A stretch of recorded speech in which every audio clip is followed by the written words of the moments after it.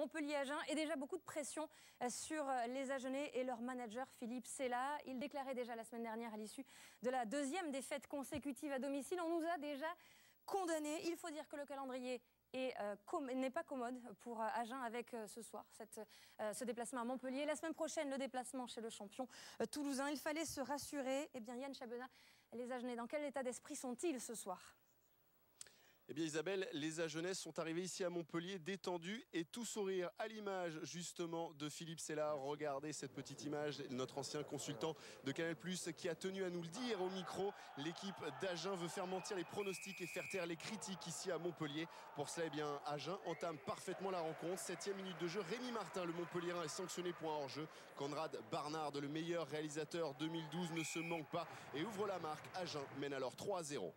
Les Montpelliérains ensuite égalisent et font parler leur puissance, celle de Mamouka Gorgodze notamment, qui met KO Jean Monribaud ici. Le capitaine d'Agen sera obligé de sortir quelques minutes plus tard. Un KO qui semble éteindre toute l'équipe d'Agen, puisque regardez sur ce mouvement, Jean-Baptiste Perras va déchirer le rideau défensif. Superbe action, il oublie sur son extérieur Nagoussa et sa passe à l'intérieur est interceptée par Nargissi. Ils ont eu très chaud, les Agenais, s'en sortent miraculeusement, mais sont à deux doigts vraiment de craquer. Le premier justement à se mettre à la faute, c'est Antoine Herbani. Regardez, c'est le jeune joueur ici avec son casque en maillot blanc sous ses couleurs agenaises. Il n'a pas respecté la ligne de hors-jeu signalée par l'arbitre de la rencontre. Monsieur Pomaret sort donc logiquement le carton jaune. Herbani ne comprend pas, mais à 15 contre 14, eh bien Montpellier voit alors des espaces s'ouvrir. Le premier à s'y engouffrer avec délectation, c'est Mamouka Gorgodze. Première titularisation cette année pour le deuxième ligne géorgien. François Trinduc lui est stoppé à quelques mètres de la ligne, mais l'action se poursuit et Giorgi Genti vient aplatir derrière la ligne ce premier essai montpelliérain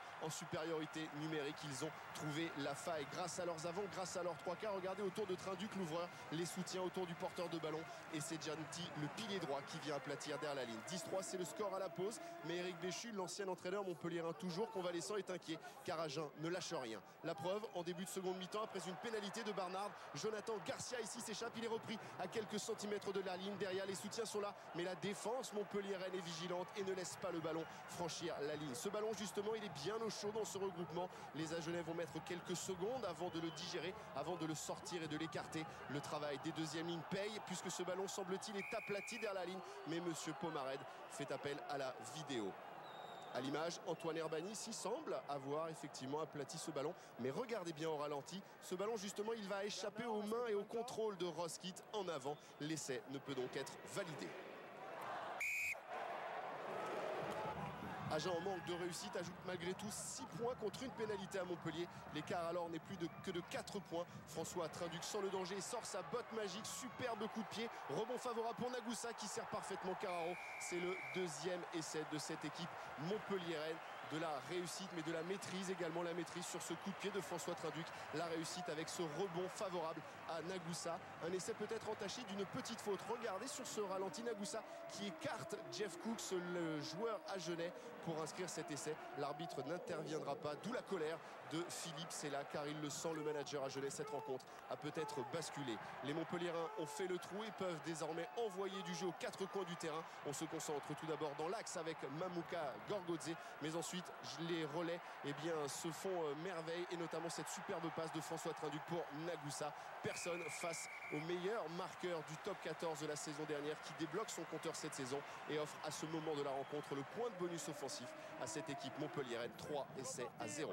En fin de match, les Agenais, même s'ils n'ont pas démérité, ont manqué de puissance pour rivaliser. Ils cèdent encore une fois à 4 minutes de la fin. Superbe combinaison et Julien Thomas qui vient aplatir le 4e essai entre les poteaux. Très belle et très bonne coordination entre Alexandre Bias, Mamouka Gorgodze et Julien Thomas. Très belle victoire donc de Montpellier qui s'impose 32-15. Deuxième victoire de suite et premier succès bonifié. Fabien Galtier peut féliciter François Trinduc et l'ensemble de ses joueurs. Montpellier ce soir a réalisé une très grande performance. Les Agenais n'ont pas le sourire. Troisième défaite de suite pour le SUA qui, s'il n'est pas condamné à la relégation, est désormais chaque semaine condamné à l'exploit.